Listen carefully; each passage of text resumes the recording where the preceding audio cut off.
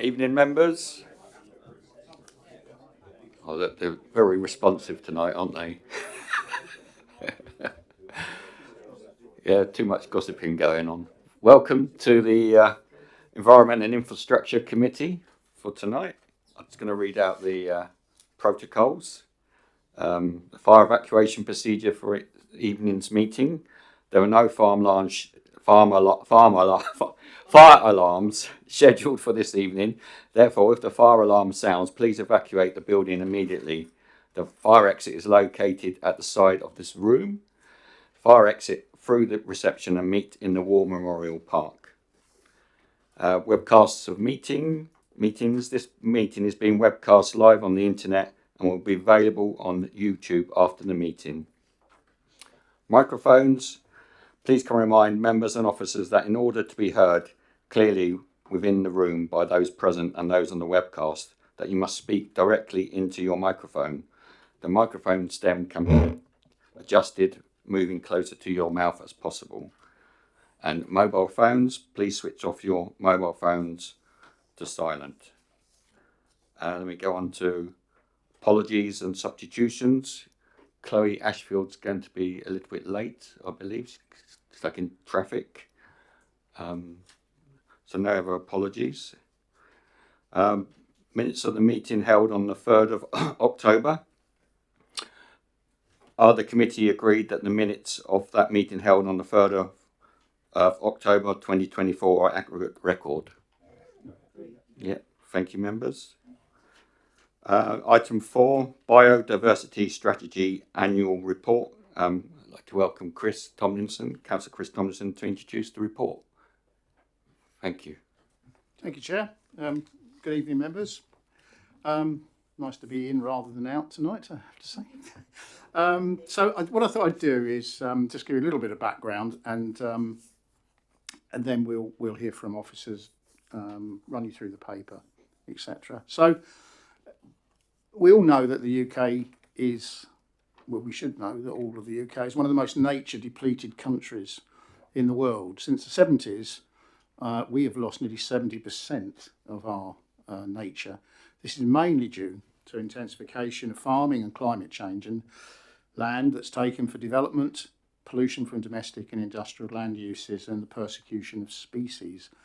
Nature is at the heart of all our basic needs, and it's crucial for our survival and our well-being. Urgent action is definitely needed to protect and enhance biodiversity, and this council has an important part to play.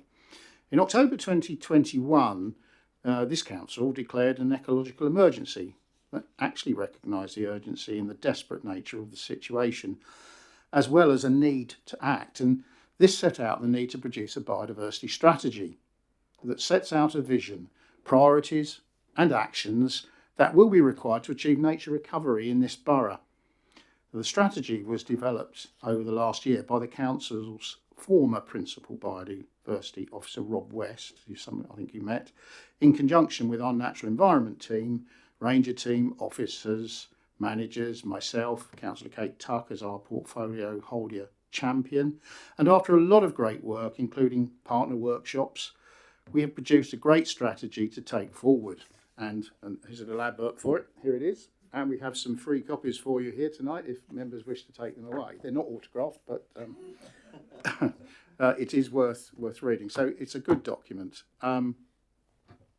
Now, it was in March 2024 the Cabinet approved it, so that's now on the website. And it forms part of this council's statutory, and that's the word statutory, enhanced biodiversity duty brought in by the Environment Act, where public authorities must consider what can be done to conserve and enhance biodiversity, agree policies and objectives based on that consideration, and act to deliver those policies and objectives. So again, the strategy is now on the website, and it identifies various habitat species and spatial priorities that reflect key natural interests across the borough. And it's accompanied by an action plan, which is part 2 in another striking thing, and we have some of those as well. And in here, it's in Appendix 1 of your report as well, actually. It sets out just under 50 different actions requiring the council to continue to develop and explore work and opportunities to help deliver and monitor nature recovery within the borough. It forms a live document, so that's the important thing. It will be updated annually as actions progress, get completed, or new ones need adding. So this annual committee report that you have in front of you is for you to note. And in a moment, Rebecca Aziz, let's call her Becky, she likes to be called Becky, will now briefly summarise for us. And following that, we'd like to hear your views and any questions you may have. So, Becky, over to you.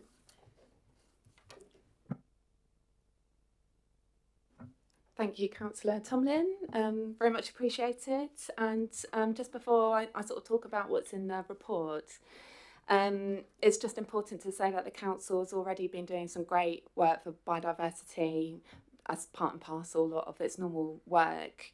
So that includes some great habitat conservation work on council-owned sites, some excellent work with local conservation volunteers. It also includes some really proactive work with existing partnerships as well, for example with the North Wessex Downs National Landscape, river catchment partnerships in the borough as well, and also the Hampshire Local Records Centre, HBIC, as well for biological data. And so yeah, it's just really important to say we've been doing some good stuff in the borough for many years. And this strategy very much looks to continue doing that good work, but also expanding on the work of the council across all its different areas and work with external stakeholders. So since the strategy was adopted, there's already been some really key work and achievements that have occurred across multiple council teams and working with external partners as well. I've listed some of these as highlights within the report, but I'll talk through a few now. So some of those highlights include the commissioning and publishing of the council's biodiversity audit, which where we commission the Hampshire and Isle of Wight Wildlife Trust to conduct a report and essentially sets out the current state of nature for the borough. So it sets a very good baseline actually from which we can continue to monitor nature within the borough. There's also some great working with the River Loddon Catchment Partnership and the biodiversity and ranger teams in the council, and great work with Councillor Tuck and Councillor Tomlin. And we're particularly looking to expand riverfly monitoring on the River Loddon, and that's a really good way to check the status of the water quality through that watercourse. And so the intention is to expand that monitoring so we get a really good idea of the state of that river. And that includes things like purchasing and handing out the monitoring kits, training up volunteers. So it's a very good way to also integrate the community in some of this work. You may have heard of the Great Crested Newt District Licensing Scheme. Great Crested Newts are nationally protected, really important species of amphibian. They have a very important stronghold, particularly around Basingstoke, but the borough is really important for this species. And so the council, that's the biodiversity team, the planning teams, I've worked very closely with the Nature Space Partnership to get that up and running, and that will help developers address impacts in a more strategic way and deliver habitat, breeding and terrestrial habitat for this species and help expand and strengthen those populations. So that's good to be up and running. 275 hectares of the council's own land is managed for nature. And this year, not all of it can be done in 1 year, so it's done in bits. This year, 57 hectares will be managed by the ranger team, and 11 hectares through work with local conservation volunteers as well. Last year, we know that volunteer hours totaled 14,500 hours worth of work, which that does include meetings and work programming as well as proper conservation work on the ground. But that's worth over 6 full-time officers worth of work. So it's really good, and just a shout out to the Ranger team and Leanne heading that up, who's built that up over time. It's a really good thing for the council to be doing. We've, in terms of our locally designated sites, we've got over 800 sinks, those sites of importance for nature conservation in the borough. We've had a new one designated this year in the St Marybourne area. In terms of local nature reserves, there's over 10 in the borough. We're working on declaring a new one. So that's ongoing work. That's at Little Penwood. I've got plenty more, and I'm conscious that I might be using up too much time. So I might just do a couple more, just to kind of highlight some of the work across the rest of the council. So the Green Team have been great. And up till mid-October, they'd carried out 181 garden assessments with residents to help them garden for nature. So again, good community working there. And the climate team facilitated the Hampshire-funded Tree Menders giveaway scheme, which saw 3,500 native trees given out to residents. There's plenty more I could say, but I am a bit conscious I'm potentially running out of time, so I'll wind that up. But there is more, and just to say as well, the natural environment team are working on updating the green infrastructure strategy and developing a tree strategy as well, and both those strategies will contribute to nature recovery in the borough. So there's lots of good work going on. There's more to do, and I hope that depicts it well. Also in the report, that sets out in the appendices a baseline for monitoring for many of the strategies' priorities. So we've basically set a baseline there for the habitats, the species and the spatial areas that the strategies identified as priority for the council. So that's really important. And just to talk about the next steps for this, there's many key things we need to be working on. One of those, really importantly, I think, is to set in stone a long-term monitoring framework for biodiversity in borough that we can carry out long-term and look at trends and changes and see that the strategy is working, so we can make tweaks if it's not, or if we can improve it in places, and just be able to record the good work. So the recommendation in the report is to note what's in there, and also to send suggestions and feedback back to Councillor Tomlin.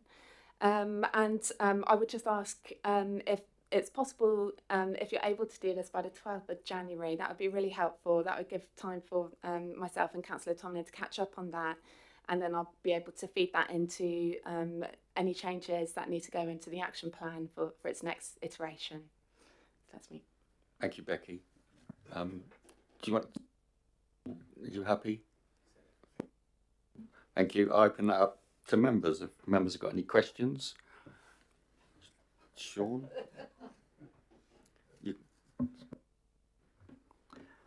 Thank you for that. I was just looking at the local nature reserve section. I'm glad, obviously, that we've got over 10 now in the borough. And it says that you're working towards exploring Little Penwood up in Highclere. In the appendix, it says that there's a list of LNRs on a priority list. Can you tell me whether Old Down Woodland Park is in that list? I understand Old Down was on the list, but I'm not sure if I'd be able to pass perhaps to Paul, who might be able to give a bit more background on where that is. You can press it twice.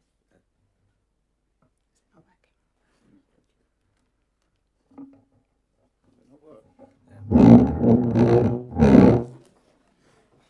Apologies for that. That doesn't appear to be working. Yeah, in terms of Old Down, we did produce a priority list back in about 2016. I can get a copy of that to you. One of the areas of work that we'll be looking to do this year is to review that priority list, given come up with sort of about 8 years down the line on that. And Old Down will be one of the sites that we will consider as part of that. Okay. Paul?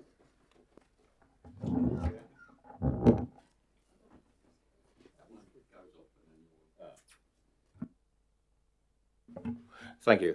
A technical question. You mentioned sinks. My parish council discovered some years ago, and I think Councillor Tomlin might remember it, that we had a sink within the parish and had for about 3 years because it was nominated or designated by Hampshire County Council.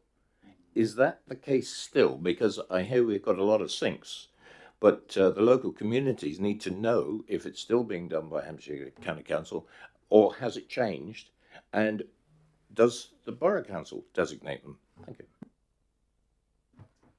Thank you. Yes, I can describe the process that happened. So it's the Hampshire Biodiversity Information Centre, who are hosted by Hampshire County Council, but they're independent.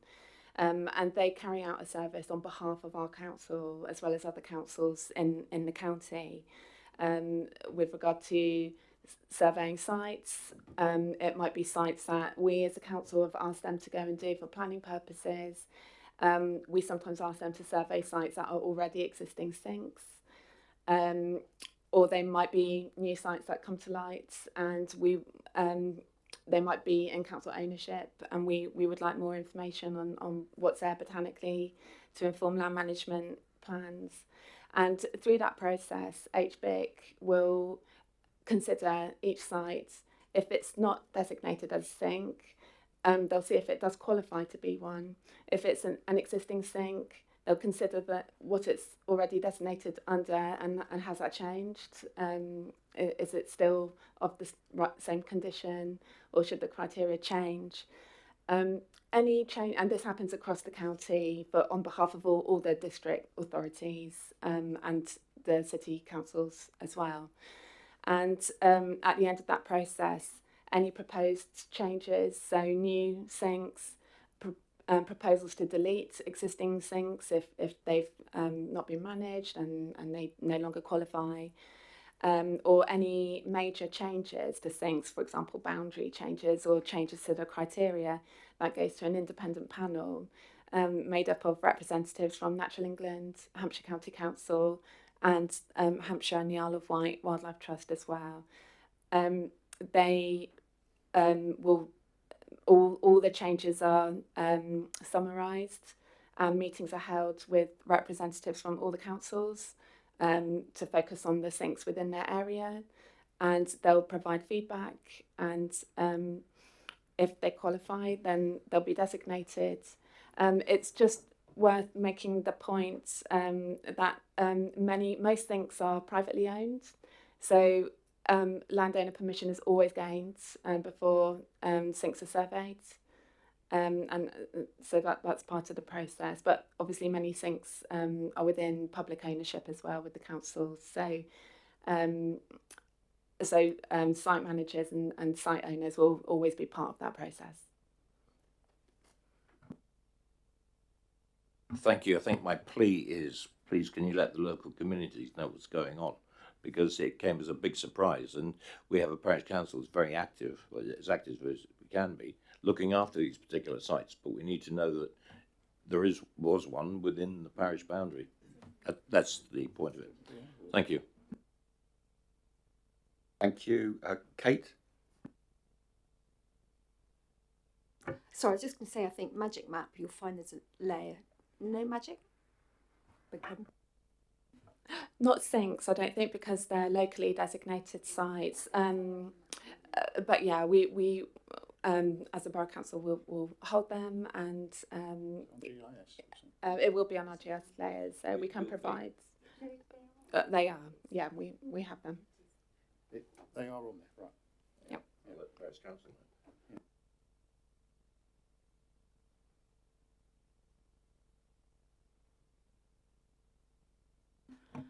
I have a number of questions, sorry. And thank you for answering the one about how sinks a panel decides, because I got a question about that. So it's quite interesting, because one planning application I got involved with was a sink, which obviously was no longer a sink, but obviously it's good to know how they get designated. So various things. Firstly, I'd just like to say thank you very much for the report. It's brilliant. You're all brilliant, and obviously Rob and I worked together at the beginning, because I was chairing the committee that we had this on, which has now moved to this committee, so that's fine. But obviously the biodiversity strategy is extremely important, and it's very good to see the information that's been happening. I know Councillor Diller just asked about SNRs. I want to know how we add new ones on there. I mean, Hampshire County Council obviously doing the review, but there could be new areas that are popping up all the time. So how do we find those? How do we get them on that list? And basically, realistically, how long is it going to be before they actually got accepted? Do you want me to ask you the question? Or yeah. I might bring Paul Johnson in again on there, just because I've been with the council for a year, so I'm still not overly familiar with the process for local nature reserve declaration. As I mentioned earlier, we had a priority list approved in 2016, 2018, and we've been working through those. It's a piece of work that we need to do is to decide how we review that list, and indeed looking at new potential sites is going to be one of the factors that we'll have to consider as part of that. So we will include that within our process.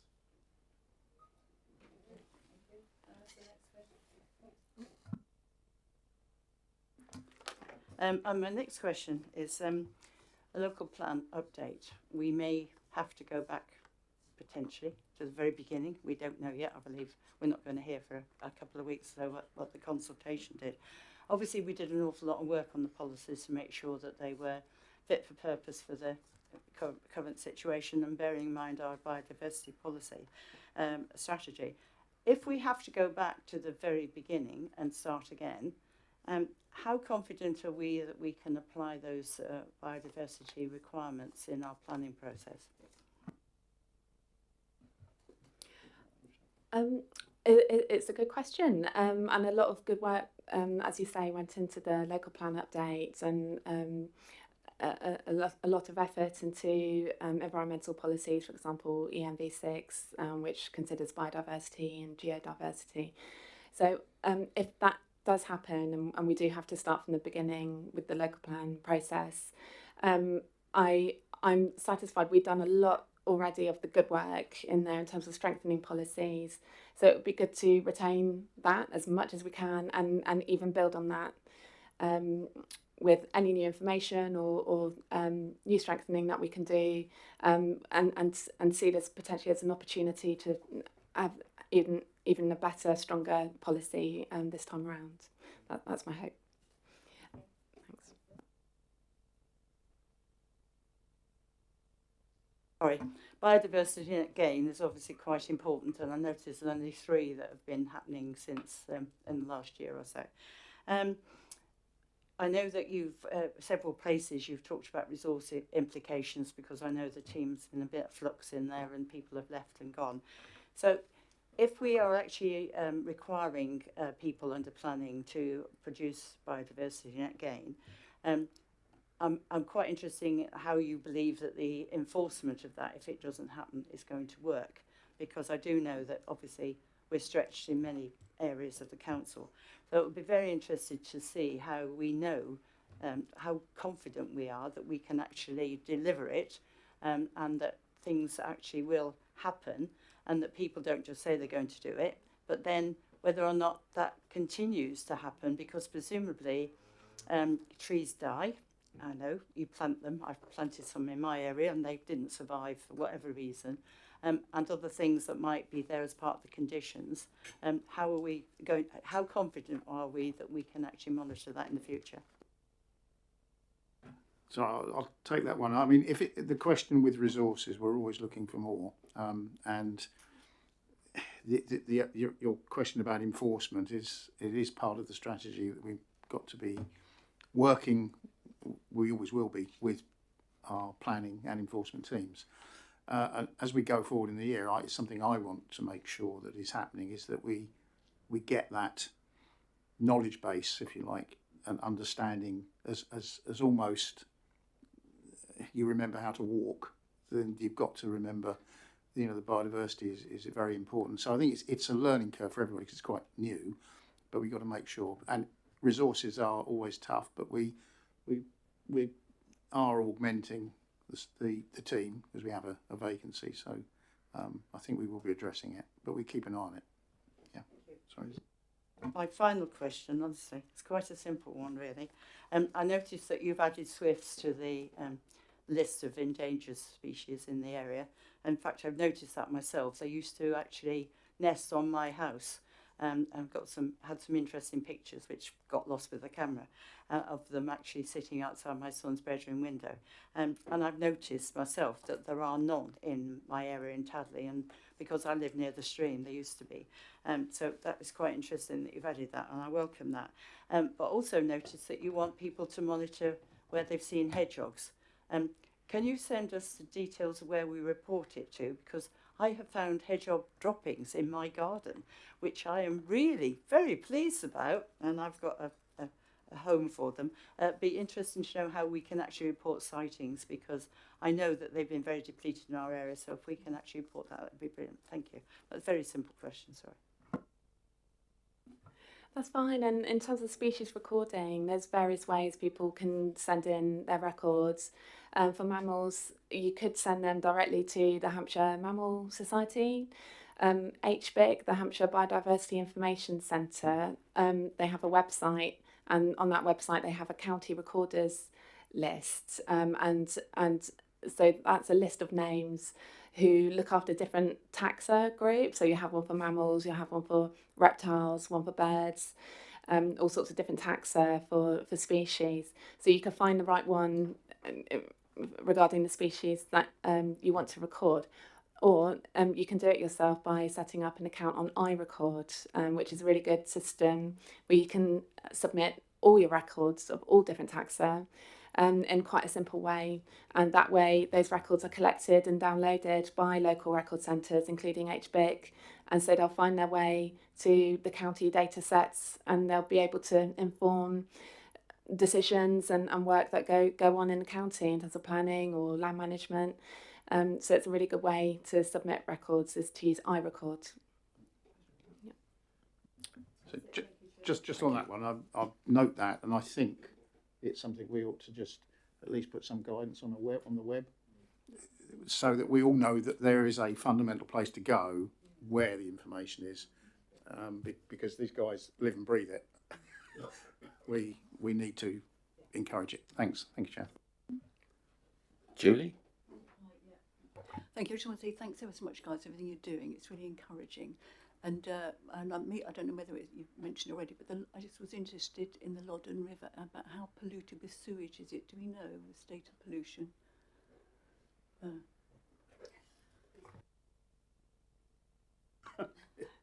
I understand from EA data, part of it is in poor condition, and part of it's in moderate condition, I believe.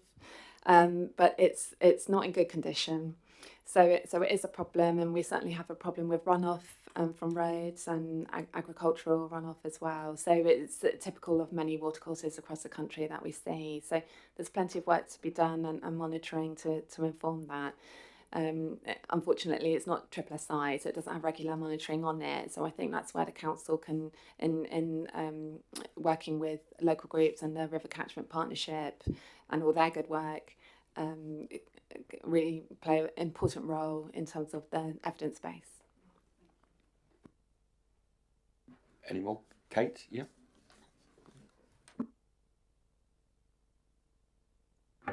Hi, thank you, Chair.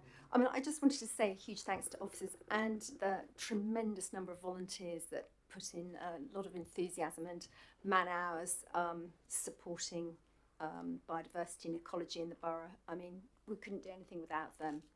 I had a couple of questions. One was Saunders Field. I have a secret project that we try and work on BNG for this site, and I know that there is a mechanism that's required, and I wondered if you might just update the committee so they understand if we were to try and go down the BNG route, what is it that we have to do to enable us to do that, please? Really good question again. And in terms of net gain and securing net gain, which is classed as off-site or as habitat banks, that needs to be legally secured either by a Section 106 agreement with the council or through a conservation covenant with a responsible body. And the DEFRA website has a list of responsible bodies, of organisations who have signed up to get that status. So landowners can engage with willing responsible bodies to have that legal agreement to secure that net gain. If it's not possible to find one, there's not a willing one to take that on in the area, Section 106 is the only other option. So currently that's a problem, because if we as a council own that site, we can't have a legal agreement with ourselves. So that's the current issue that we have. There is a potential other option that we could investigate, where the council might be able to set up a special purpose vehicle, a different organisation that could take on some of those responsibilities, that would enable us to have that agreement under Section 106, but that will take time and work to establish that. Or it might be we might be able to look to other neighbouring authorities, perhaps that's been done elsewhere, county councils or other district councils, for example, who will take on some of the responsibilities to enable that mechanism. So it's all to be discussed. It's quite involved, but that's something we're progressing as part of our work under the strategy. Thank you, Becky. I think that's just really helpful, and we will continue our discussions on that one. The other one I had was on page 47, where you've got Dormouse. What's been secured through planning on Dormouse enhancements? And I wondered, we had a big fat 0 on that. Is there anything in particular that's blocking that? Is there anything that we can helpfully do so that we are enabling some sort of dormouse habitat enhancements as part of the planning process, please?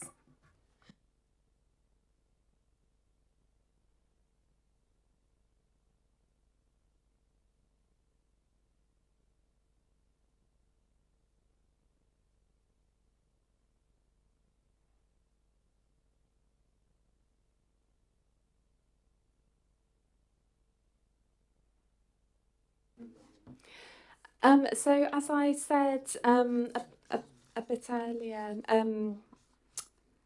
this part, much of this report is setting a baseline from which we start to monitor under the strategy.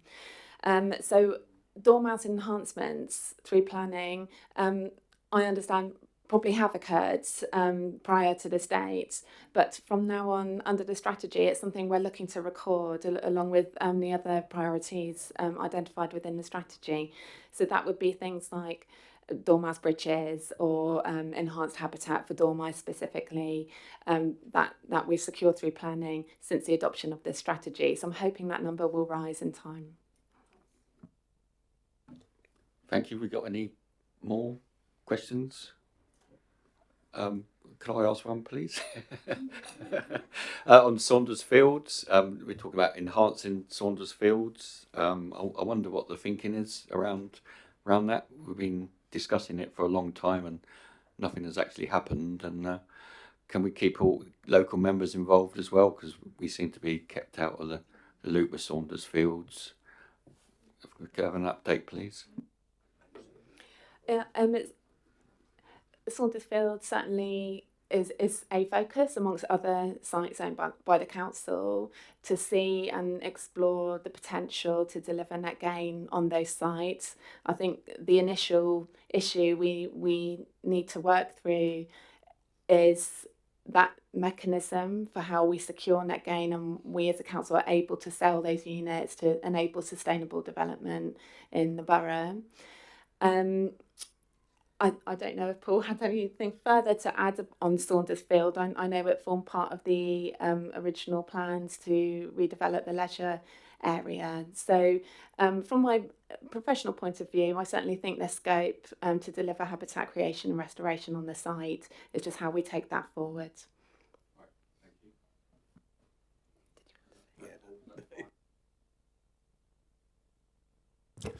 In the planning environment, BNG measurement and BNG gain is measured by the developer.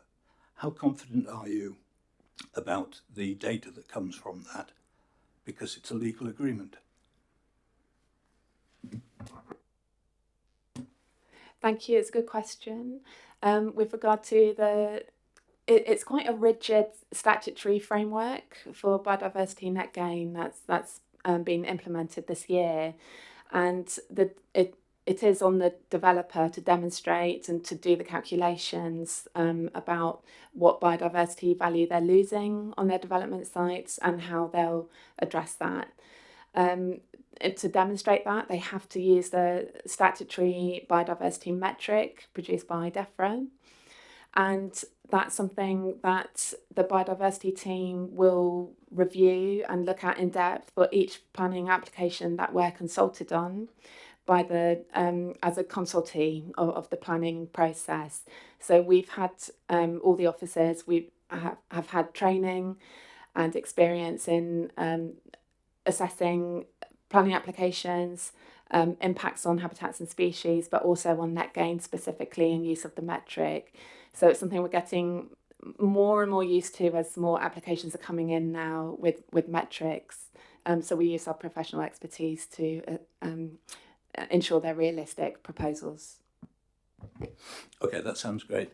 That's a paper exercise. There's no visiting the sites, as I understand it.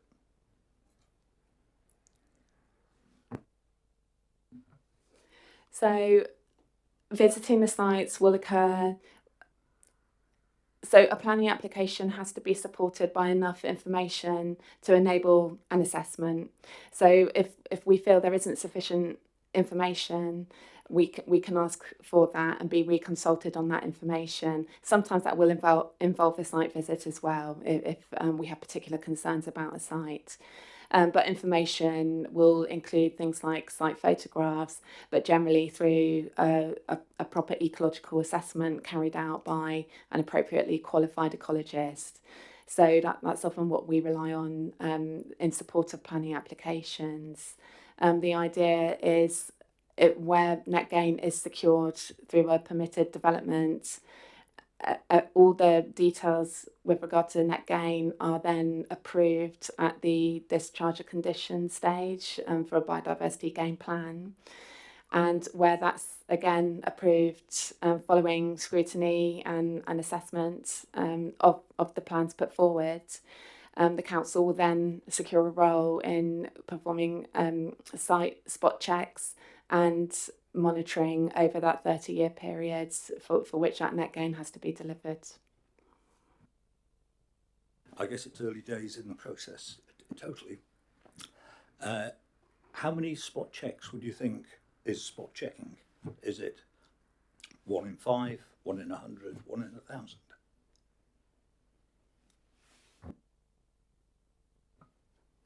In terms of spot checking, that would be at appropriate stages of the delivery of the habitat. So it might be following the completion of construction or the completion of the habitat, the initial habitat enhancement works. And there may be 1 or 2 throughout the period.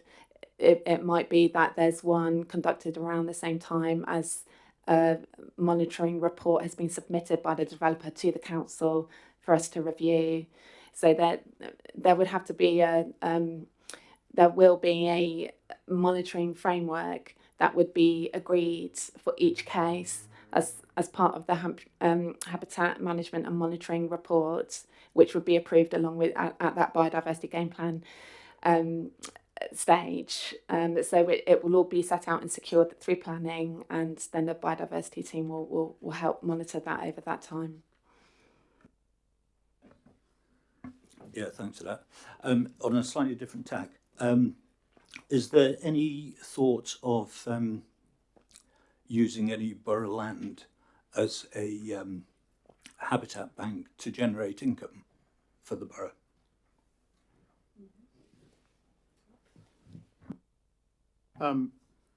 It's my wish if I can make it happen. Right.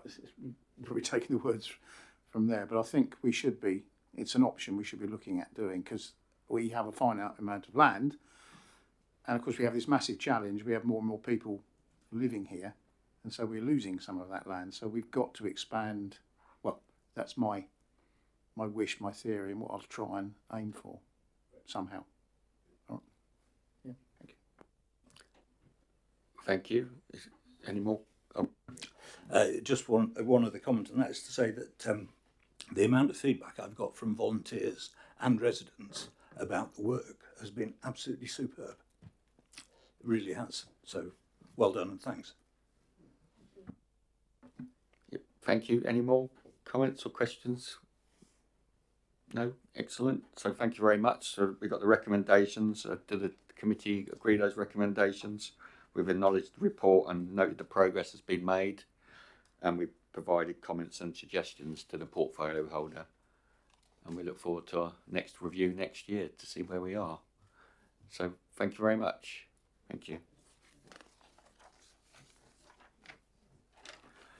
Item 5, climate progress on implementing the adopted climate change and air quality strategy.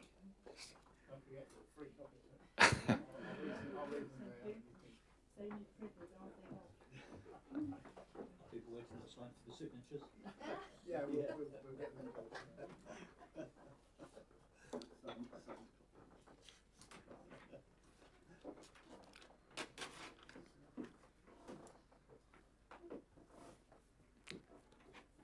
So you want to kick off again, Chris? Thank you.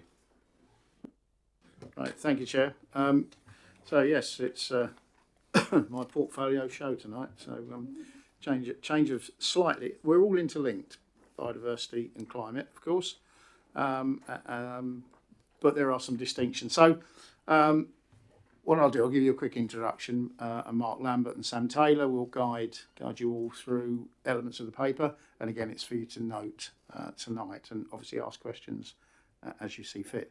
So this is our 5th annual update on our progress to tackle climate change under the climate and air quality strategy that we put together in 2021. We adopted in 2021.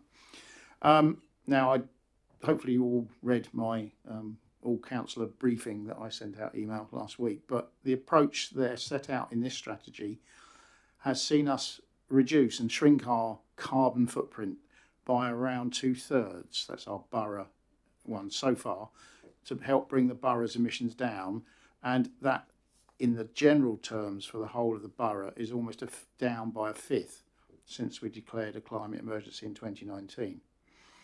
So I'd like to extend my thanks to all of you as councillors, our officers, our communities. They've all helped this council reduce the carbon emissions and the borough, and it's reducing the impact on our planet. Obviously, we're more sustainable as a result. But as the council nears the target for 2025 for us to be carbon neutral by next December, I'm very eager that we start to review the current climate strategy to better guide how we can work with our partners and established partners, the communities and the business, to help the borough become net zero as quickly as possible to achieve the 2030 targets that we've set. So I'm keen that councillors, we as councillors, communities and businesses and all organisations all get involved and help us draft proposals over the coming months. And a public consultation will then take place on our next draft strategy next summer, before the final strategy is due to be adopted in the winter of 2025. So again, tonight the guys, Mark and Sam, will run through the paper and we'll go through questions. So I look forward again to hearing your thoughts and the views on where we are and any ideas you've got how we can achieve it, and hopefully we'll have a good debate. Thank you. Thank you. Mark or Sam, do you want to? Thank you, Chair. Thank you, Councillor Tomlin, for that introduction. Just to add a little bit more detail, I'm afraid there's no hedgehogs or swifts mentioned in this paper, but I will go through, first of all... None were harmed, quite. I will just take you to a couple of places in the report to give you a bit of context as to where we are in terms of meeting our targets. So, first of all, if I take you to page 65 of the papers, there's a graph on there which shows you how we've reduced our operational emissions since we declared the emergency back in 2019. As you can see, it's a downward trajectory, and you'll see there's a particular dip when in 2020 when we were during lockdown, and there's been a bit of bounce back since then as we've resumed normal activities. Sadly, despite our best efforts over the past year, we've reduced emissions across the board. We have seen an increase, and that's been associated with the gas consumed at the aquadrome.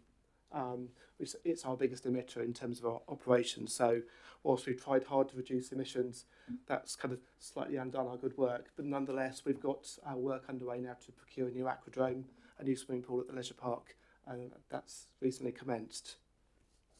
Just to take you to another part of the paper, there's a table on page 66 which outlines the borough-wide emissions since we declared the emergency. And there's a 2-year time lag in this data, so the latest information we have is from 2022. But again, it's a downward trajectory across the board in terms of borough-wide emissions. Things are happening there, people are reducing their emissions. Particularly last year, we think it's linked to a milder winter, as it were, with less energy consumed through home heating. So that's a kind of a good news story, effectively. Just to pick up on a few of the kind of key areas where we've been working hard over the past year. There's been mention of the Green Team this evening by Becky in the previous update. The Green Team have been busy knocking on doors, undertaking home energy surveys and the like. They've now, I think it's around 400 energy surveys they've undertaken of people's homes in the borough, 180 garden surveys, and are now beginning to reach out to businesses to support them, as well as schools in terms of classes around climate change and carbon reduction. There's been a further rollout of EV chargers in the borough.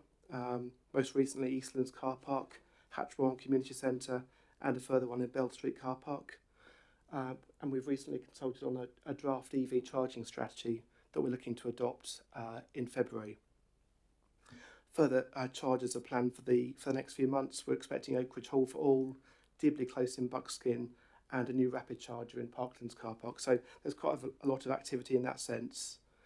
You may have seen some of the electric taxis whizzing around the town. I think there's now a couple actually out there, and a further 4 coming forward through the application process. The council's is providing grants to the taxi drivers to transfer away from diesel to electric vehicles, and the fully accessible Hackney cabs. So it's really good in that sense. Becky again made mention of the big tree giveaway, which has been run by the Green Team in conjunction with the Rangers. And I think there's around 3,500 trees being given away, native species, to benefit residents of the borough. As Councillor Tomlin mentioned in his all-councillor email, we're looking to launch a review of the strategy into the new year. What would be really helpful is the formation of a small task and finish group from the council, from this committee effectively, to support Councillor Tomlin and the officers in that work, and allow members to delve a bit deeper into the detail of how we achieve our borough-wide target of 2030. So ideally from this evening's debate, we'll have some nominations via the chair for participation in that group, and we can work with that small group of members to bring together the group in early 2025. I envisage it would probably be 3 or 4 meetings in January, February, March perhaps, couple of hours each, and as I say, delving into more detail on some of the particular issues being raised. I think that's everything, but Sam and I would be happy to answer questions. Thank you. Do you want questions? Kevin first. My guess is in the draft local plan, there's lots of proposed policies that have been put by the wayside until we get the new planning laws in. Is it worthwhile looking at those proposed policies or draft policies and extracting some of them or some parts of them and modifying our planning SPDs to make progress quicker on some of the environmental issues? It's probably best to defer to my colleague, the head of planning, Jenny Jackson, on these things, but certainly in terms of SPD, supplementary planning documents, the general advice is you shouldn't be creating policy by the back door effectively, so that they need to be hung on a policy in an adopted plan. So that would be my initial advice in that sense, but it is something that we could perhaps look at through the task and finish group perhaps. Thank you. Mike? Lovely. I'm going to be the one with lots of questions this time, I'm afraid. So I've gone through, everything's highlighted in red that's changed, which has been very useful. Starting page 98 on our document, it's 2.24 in the tables in the appendix. you're talking about the new requirements for properties to go from an energy rating of an E to a C starting in 2027. I couldn't quite tell. Are they going to be offloaded or upgraded? So it's fair to say, I mean, and this action, yeah, so 2.24 for those who can see it, around decarbonising the kind of non-operational property. So that's particularly the investment portfolio we hold as a council. It's fair to say this action is to develop that plan and understand. So our colleagues in the property and assets team have a kind of property management plan. Essentially, it's got a better name than that. I can't quite remember. And as part of their kind of strategic planning, it will be considering the costs of upgrading properties. That will be the focus, but there may well be decisions, as there always are on lots of our property, around disposals, if and where that's appropriate. So, in all likelihood, it'll be a bit of a combination of the two.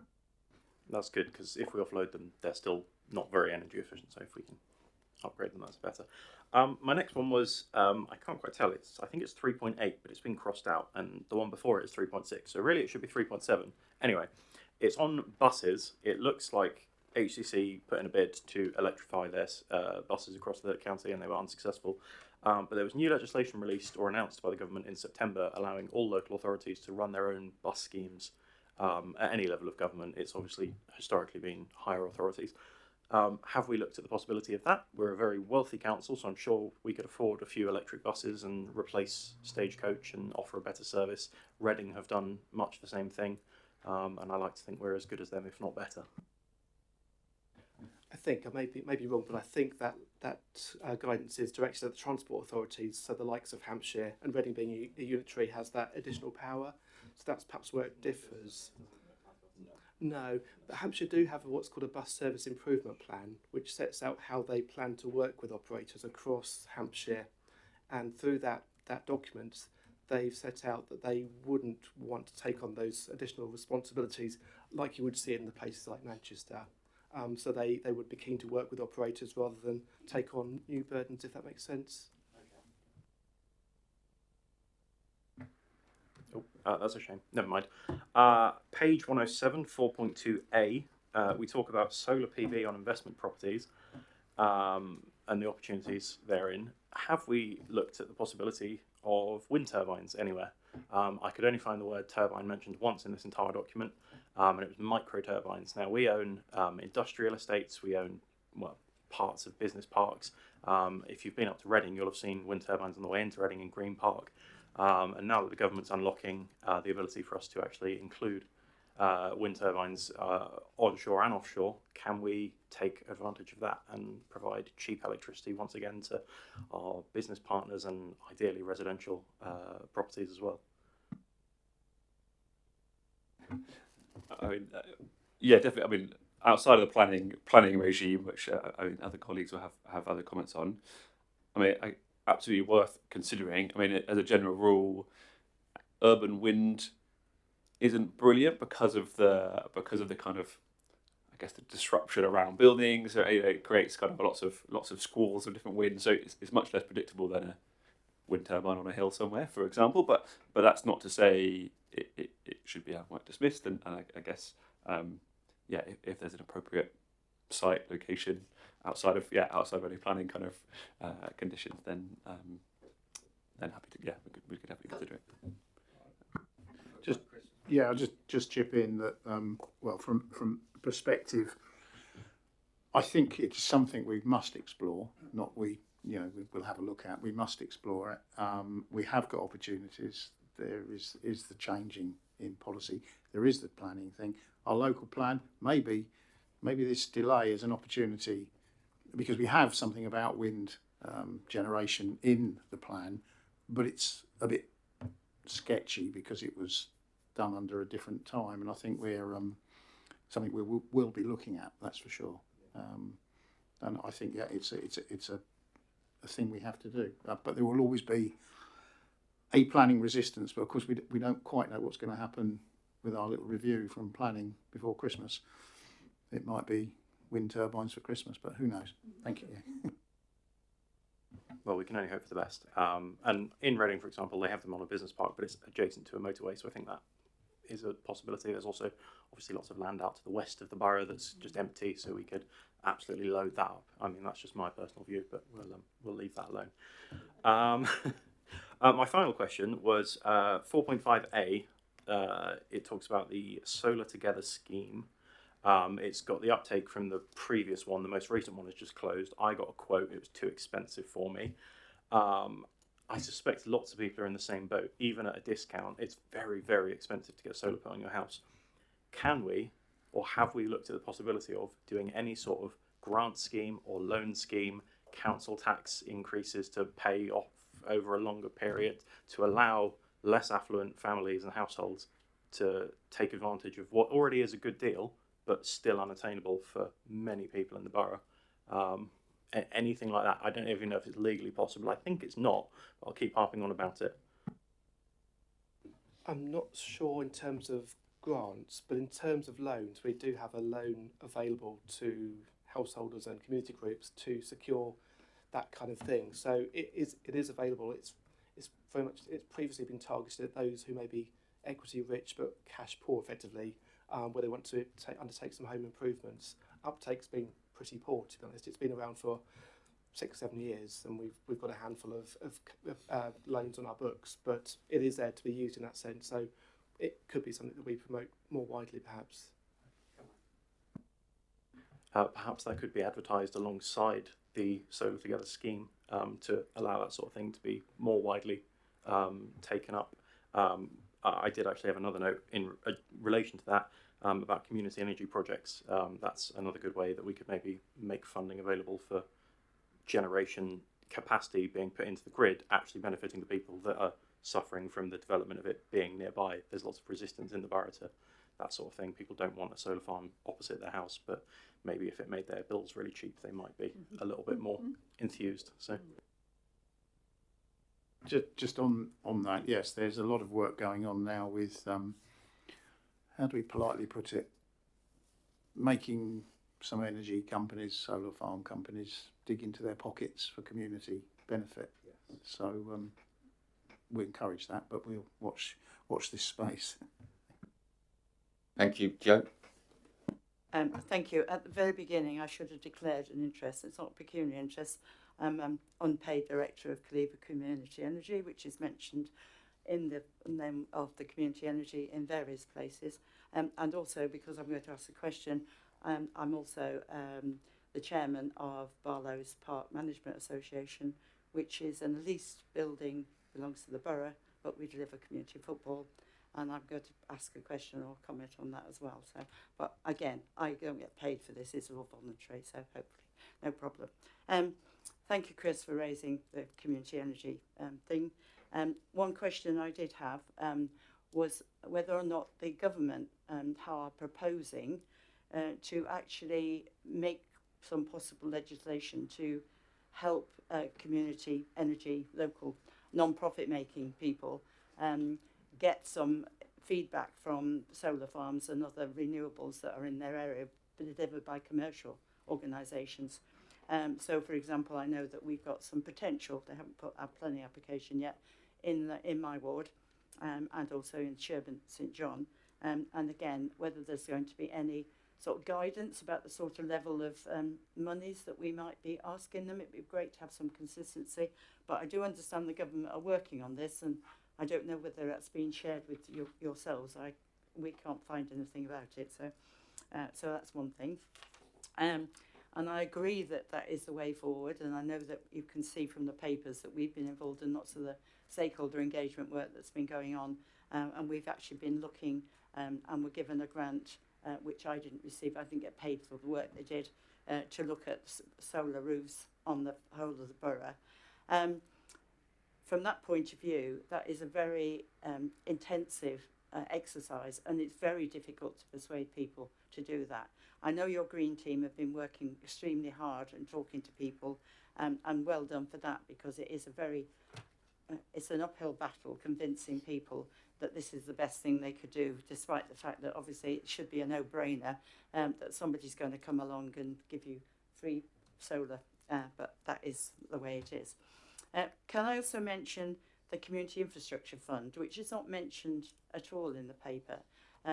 Barlow's Park have benefited from one last year, and hopefully we'll get one for this year to finish the job.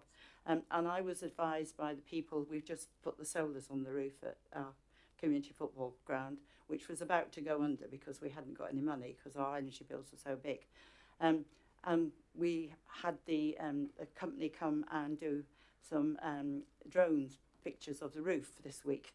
And also I did a video, which you'll probably all have to see on TikTok or some other place it's going to be, about it. And at the end of the conversation, the young man said to me, you do realise when you've delivered all of this, you will have actually saved enough carbon equivalent to planting 150,000 trees. And I said, well, if we'd have delivered 150,000 trees, we wouldn't be able to play football because they wouldn't fit on 3 pitches. So, in fact, solar is a really fantastic way of actually improving our carbon footprint. And by removing gas boilers in any of our buildings. So my question relates to community centres, and obviously there's a plan to put solars on the roofs of community centres. But I think you've also still losing a trick, and I think I mentioned this previously, is that we've got sports facilities like Barlow's Park, which are also using a huge amount of power, which are not going to benefit from extra funding that the community centres are going to get potentially if the budget agrees. But they have to go and collect a community infrastructure fund grant or look for other places for grants, which means that a lot of volunteers like myself and others who are doing this for nothing are spending hours and hours and hours, and I mean hours and hours and hours, to project fund and gain grant funding for it. So again, I think if there's a bit of a mismatch between what you're doing for the community centres. I am the borough representative on Tadley Community Centre, and I hope that they are going to get the solars on the roof. But I think you're losing the fact that you've got other leasehold buildings that are being used for sport in the borough, where you could actually benefit and actually make a considerable difference to our usage of a release of carbon into our atmosphere. So those are the 2 things I really would like to say, but I'd also like to comment on, and I can't find the page now, it's all in red. It's a brand new one that you've got property services looking at buildings there. Can I say from my experience of dealing with property services and getting permission to actually deliver what we got grant funding for, if I say it left a lot to be desired and be very diplomatic about this, I certainly think if property services are going to be working with our leaseholders, they do need to make sure that they have the resources and the number of people who actually can deliver it. Because either it's a problem of property services not having the people or not coming back, or it's legal having to sign the paperwork. I still haven't got a building licence for, I've given it permission, but I haven't got the physical licence to put solars on my roof. And this has been going on for 9 months or more, well, nearly a year now. And other people are struggling with that too. And so we need to make this easier for people. If we are going to actually encourage people who are in leasehold buildings, leased by the borough, who want to do this for their own benefit as everybody else and are on board, we need to make it easier. And literally, the day I went in on Tuesday to have this done, and we were doing the drones, somebody turned up from the borough, from the property services, to do a survey on the building. And that's the first time anybody's ever come since 2007 to see the building. So that is where we are. So I'm trying to be helpful. I'm not trying to be negative. We've broken all the boundaries for everybody else to follow. If anybody wants any advice, I'm happy to give it to them. But I'm very happy to go on your task and finish group, because I think there's quite a lot that we can do together. And this is such a comprehensive report with so many strands to it. I really would have suggested, if you hadn't have done so already, that this needs to be broken down into smaller bits and different aspects being looked at, because it's such a huge subject, such a very, very, very important subject, and we all need to do all our bits, and this is what we can do. Thank you. Thank you very much for your effort and the brilliant work that you're doing, anyway. Well, thank you for that. And I've certainly noted, and it is something we're endeavouring to speed up, shall we say, is your concern, or are your concerns, because yes, there is potentially resource work plans, and we've got to raise the bar somehow. And that's something that's a challenge going forward this year, certainly. So noted and looking at it. Perhaps if I just come back on your first point around, you were asking around government guidance around community energy and benefiting locally. I think there's, from what we can pick up, there's some chatter in group rooms around this, but I don't think any guidance has emerged yet, as you found. But we can certainly keep you posted in your role as a community energy chair there.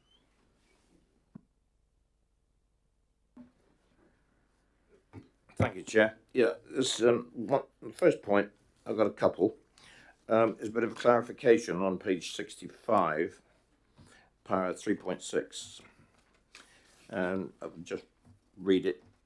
If we go through it, the Council's target to reach carbon neutrality by 2025, next year, in about 3 weeks, is based on net market-based emissions. Not quite sure I understand what that is. The bottom row on the table above, and these are reported as headline figures.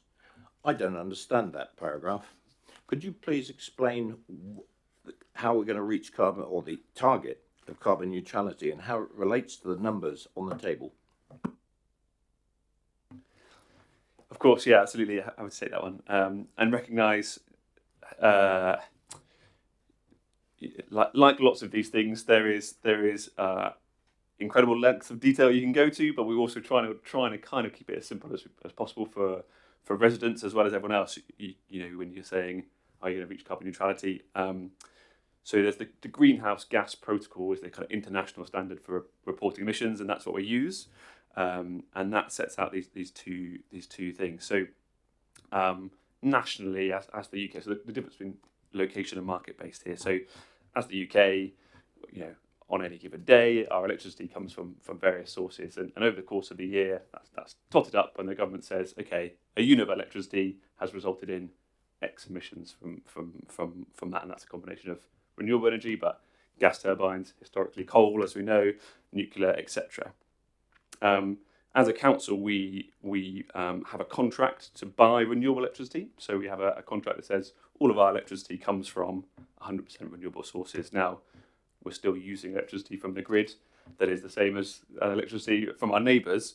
So the kind of contractual instrument is a matching exercise. So for every unit of electricity that we use, our supplier guarantees that they've bought that amount of renewable electricity as well. So it's kind of a matching exercise. This kind of discrepancy, I guess, or dual reporting of location and market-based emissions, which is the best practice, is to say we're still using electricity at the moment in the UK that still has an emissions, but we're going above and beyond that through a contractual instrument, through the way we're buying electricity to ensure that that's renewable electricity. So the kind of two shows that there's still emissions resulting from what we're using electricity. We want to drive that down, for example, through installation of solar PV, using less, more efficient lighting, all these things. But also that every amount of electricity that we consume as a borough council is actually kind of zero carbon from the way it's generated. One of the other, I guess, complications is that there's no universal standard for a local authority to report their emissions. So you'll find that although lots of our peers, as other local authorities, have similar declarations, similar targets, people are always slightly reporting on different things, which is why we've got that table to kind of say, look, we're trying to be, I guess, comprehensive as we can, and we publish lots on our website more and more. We're trying to publish to give those who really want to drill down into the detail as much information as possible, but whilst also presenting a kind of headline figure when we say, what emission, are we going to reach carbon neutral as a council? Well, here's this one figure, that bottom row that we're looking at. That's what we're talking about when we're reporting our emissions reductions. But here are all the other numbers as well. I hope that helps a little bit. It's one of those like you could talk about for a long time probably. Yeah, I'm a bit simplistic. Okay, give me just a very quick one. What do you expect to see on that bottom line to guarantee or to enable to report to this committee and the council and to our residents that you have achieved that carbon neutral target? Because you must need a certain set of data figures to come up with that statement? Yeah, absolutely. It's the kind of perfect question in some ways. Are we going to hit 2025 carbon neutrality? I guess in some ways. So, so I guess the graph, the figure 2, which is just on the just above paragraph 3.6 that you talked about. So that solid line is based on those actual numbers to date. So that's where we are. Our reporting is based on financial year. So those figures take us to the end of March 2024. Usually we would come to committee in the summer with an update, but with the national elections, we didn't come this year. So we'd probably usually have presented these figures in some ways earlier. We're obviously now over 6 months in, so we've got a bit of an idea of where we've gone for the rest of 2024. One of the biggest changes was from the 1st of April, we switched the waste collection fleet with the operated by Serco to HVO, so hydrogenated vegetable oil, which is a kind of low carbon biofuel. So the impact of that, among other things that we've done, is that dotted line. So that's where we expect to be by the end of the financial year, 24-25.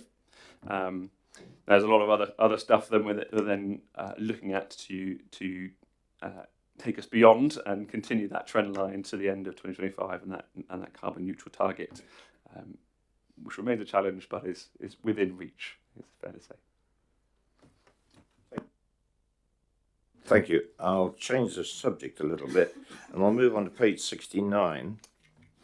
A little bit of a personal reflection here, because I've got a little bit of experience and talked to the industry about it.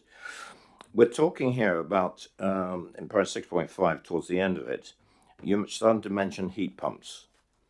And it's all tied in with the surveys that you've been doing around the borough.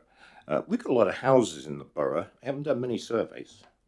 But heat pumps, there are 2 rather large developments in this borough. One is where I'm a member in Chinham. There's hundreds of houses. They were all built in 1970, 1980 and 1990. The same goes for Hatch Warren and Beggarwood. They can't have heat pumps because they have micro-bore heating in the houses. I have recently, in the last 3 weeks, had some work done on my house. A very long established plumber has been putting heat pumps into new buildings. To convert a house, and it must be measured in thousands certainly around Basingstoke and any developments in that time period, to accommodate an air source heat pump will cost in present day money between £15,000 and £20,000 just to convert the house. That's not going to happen. So you've got a significant number, and bearing in mind there are 35 million properties in the UK. So there's a significant number of those that will never get a heat pump because people won't be able to afford it for a start. My neighbour had his house done, I think it was about 11 years ago. He moved out for 2 months while they stripped the house out, dug the floors up, stripped the walls out, completely redid it. He moved about 18 months after he had it installed. The new people came in. This heat pump was switched off within 3 weeks. They couldn't sleep. His electricity bill went through the roof. Now, they might have improved, but to have heat pumps mentioned in here without the implications and bearing in mind the restrictions that are placed on properties, one of the questions I've got is, has any of that come up in the surveys? Are the people conducting the surveys aware of those limitations in houses when they knock on a door? I bet the householders aren't. But I'm just identifying it that don't rely that as it might be part of the solution for part of the borough. But I think that needs to be mentioned in here because it is not a solution for a lot of the borough. By the way, I've got 18 solar panels on my roof and I got them free through an opportunity that came up about 13 years ago, but didn't last very long.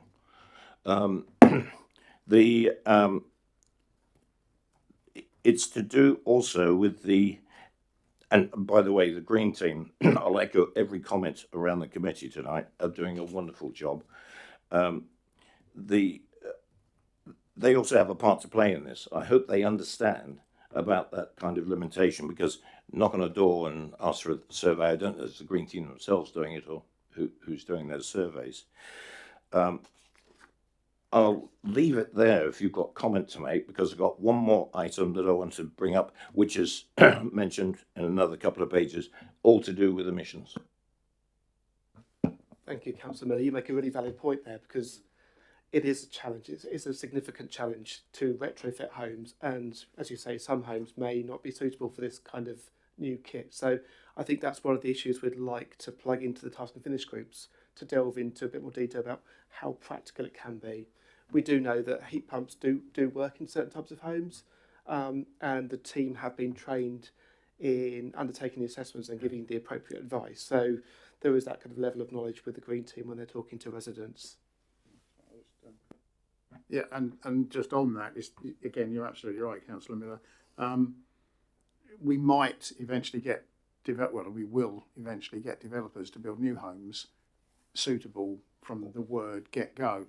The big challenge is the housing stock that we currently have. Now, there is good news in the sense that some of that regeneration projects are underway, so that will address some of them, because they're effectively knocking them down and starting again.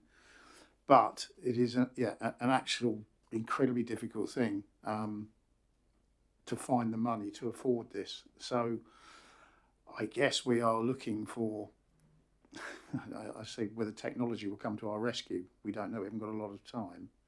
I mean, to a lesser extent, what we haven't mentioned is that we have commissioned the Carbon Trust to look at how we might achieve 2030 targets.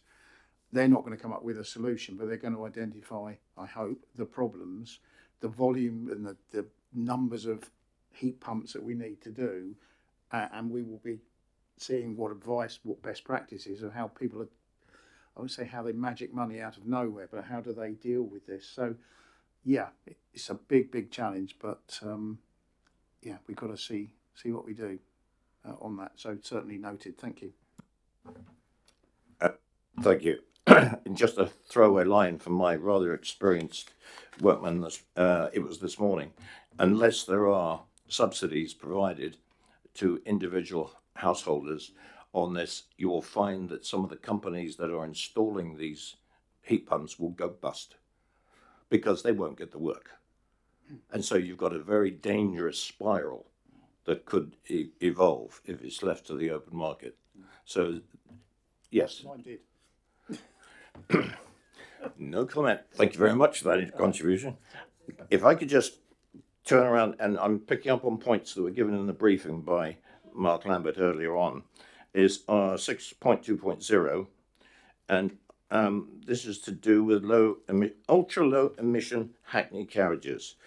I'm a little concerned of the language that's mentioned in here, because I happened to be coming back from Heathrow last night, and it was my taxi driver that brought me to this point, and I did not realise until I picked this up when I got home when I opened it this morning. I was a bit bleary-eyed last night. It says ultra low emission Hackney carriages. Does that mean ULEZ?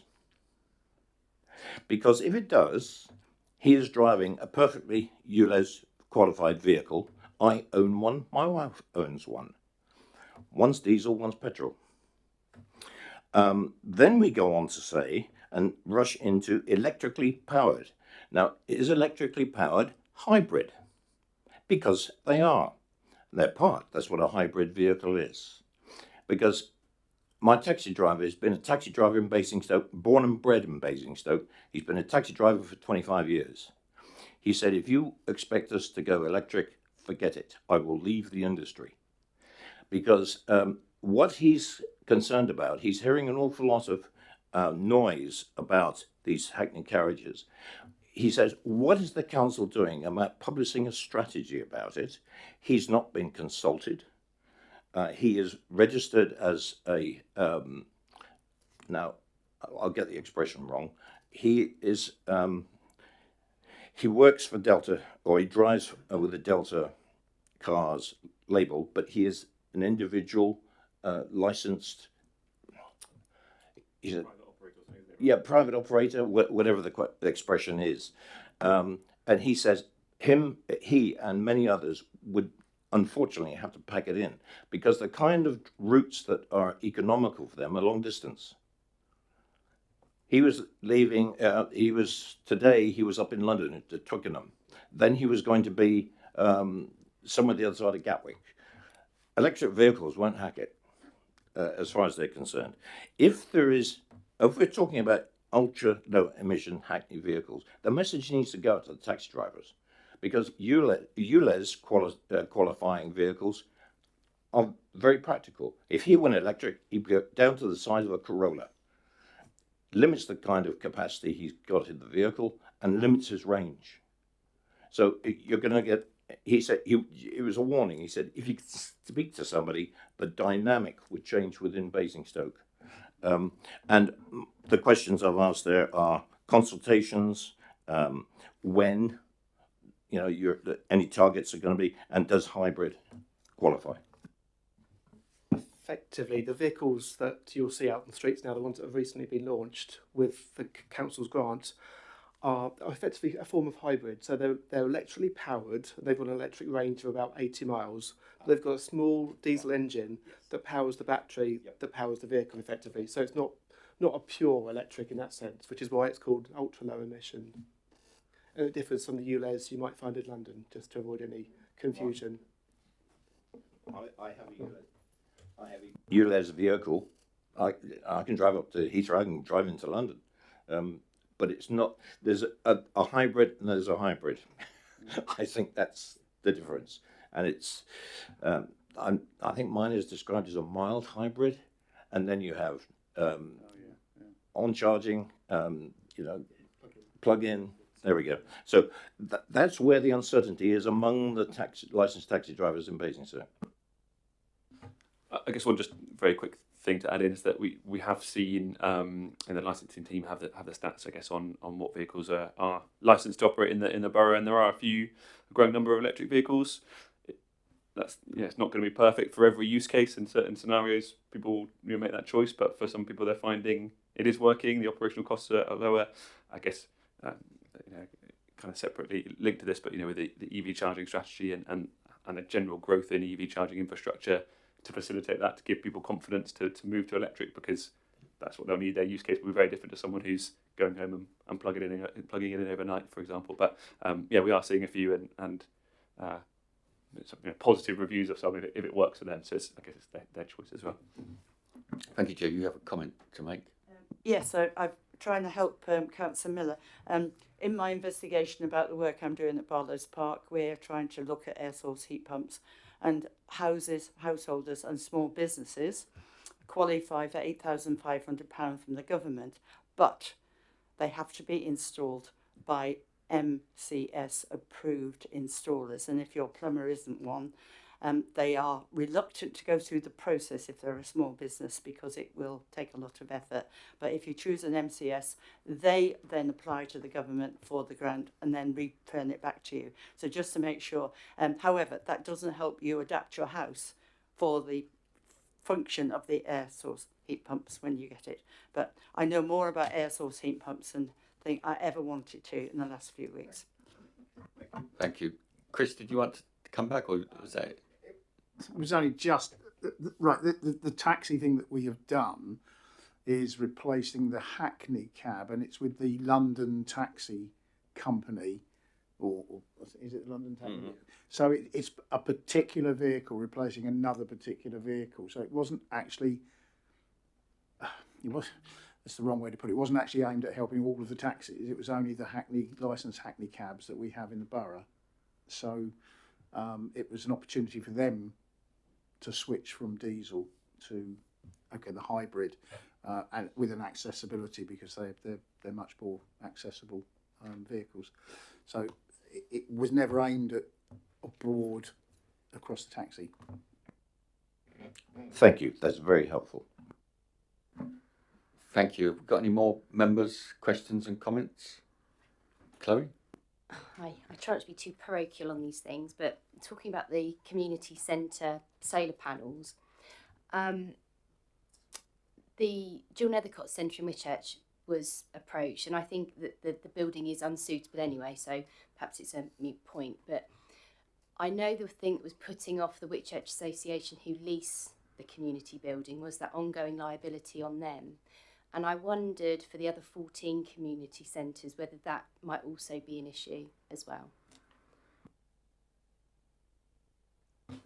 I think it's a really valid point. I guess that's why we wanted to write to all the community associations in advance to say, yeah, we're not going to ram this down your throats and force this upon you. It's meant to be a beneficial thing that will save you money. And I guess an example of that Barlow Park that Councillor Slimmon talked around, dealing with a few scenarios, helping reduce operating costs for these community associations whilst also reducing operating emissions. So that was the intention. The challenge is that understanding the ongoing liability cost-wise will depend a little bit on the size of the system, and that's different for each centre. And we're hoping that the plans will go to the procurement team at the beginning of next week. So we're nearly there. And once the contract is appointed, we expect actually there'll still be a little bit of kind of liaison required on each centre to understand that and giving that information to the community association. So I think it's a really valid point. I guess we're trying to, as soon as we have as much detail as we have, we'll be letting community associations know and supporting them in that. And if it's not for them, then that's fine. But I guess that'll be the discussion to be had. But we think it'll be a good thing. We do think it'll be a good thing for them all. So, thank you. Is there any more comments and questions? Excellent. So we need to get a task and finish group to help Paul and Chris. So we're looking for, Councillor Sean, Joe. Anybody else? Julie, excellent. And Mike. So there we go. That's excellent. So you'll liaise with those councillors and set up a meeting and terms of reference, and that will come back to the committee, and then you can crack on. And lovely. So we got recommendations there. So members happy with the recommendations? Consider and make the recommendations to the cabinet member on the contents of this report and appendices, including actions underway and those proposed, and then the task and finish group as well, which we just done. So some really good points there made, members, and I think it was a very good discussion there. So thank you very much, Mark and Sam. Thank you, Chair, as well. Thank you for hosting us. Cheers, thank you. Got items. Don't forget your free books. Don't forget your free books. So item 6, review of work programme. So it's on page 139. So next meeting we're going to have Sovereign to tell us about the Buckskin and South Ham regeneration. Yes, it's the February one. And if the government doesn't make an announcement, I don't know whether the time frame is going to be tight. If they make an announcement, as they plan to make an announcement on local plan, whether we'll be able to fit that into February or not, we'll have to wait to the new municipal year, or have to wait and see. But we've definitely got Sovereign coming along to talk about regeneration.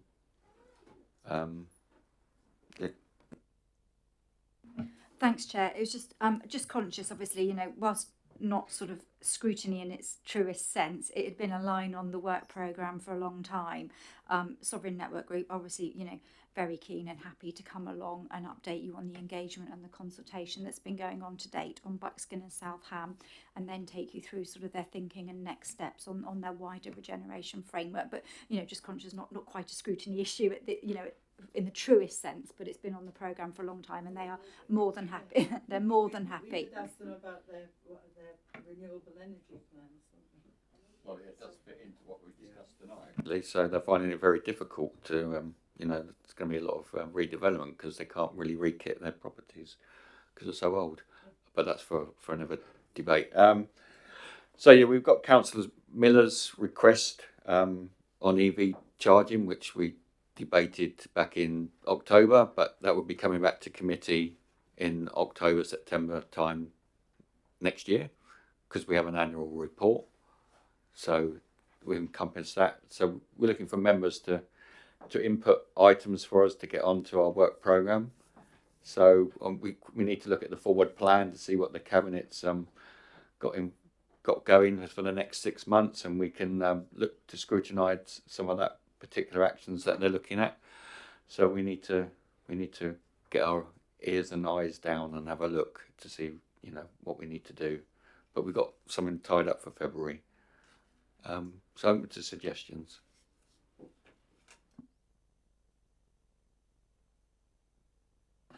I'm actually not sure if this is for scrutiny, but I do think there's something that members will need some kind of briefing on the MPPF update. It may be that it's a members' briefing rather than coming to scrutiny, but I just thought, as you asking, could we have something that will help us interpret the implications?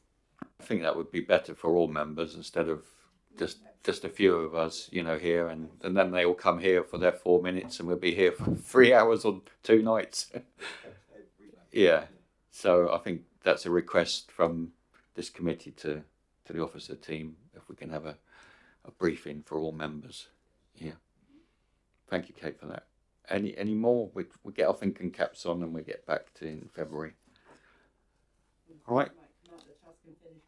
Yeah, task and finish group. Yeah, definitely. Yeah. All right, and so there's no more items. So thank you very much, and safe journey home. We'll close the meeting. Thank you. Thank you.